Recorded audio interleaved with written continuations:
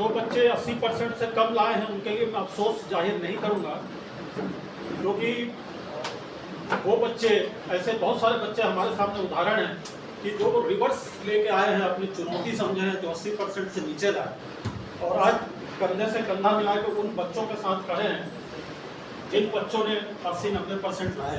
तो मैं उन बच्चों से अफसोस जाहिर नहीं करूंगा।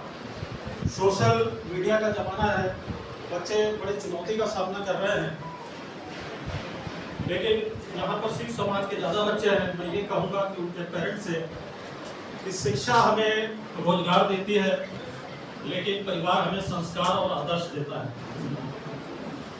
तो शिक्षा के साथ आदर्श और संस्कार का होना भी बहुत जरूरी है। और एक समृद्ध संस्कार है सिखों के पास, अपने गुरुओं का बलिदान है, जिसका आदर्श है उनके पास, जिससे हम बहुत कुछ सीख सकते हैं। ये शिक्षा के साथ साथ चलना चाहिए।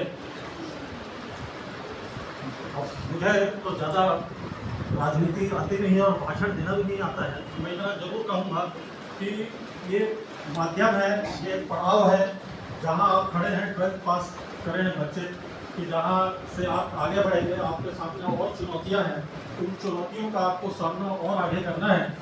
तो मेरी शुभकामनाएं हैं कि आप आगे बढ़ें, और उन पेरेंट्स को भी शुभकामनाएं हैं जिनके बच्चे आज इस स्थिति में यहाँ तक उनकी वजह से पहुँचे। धन्यवाद।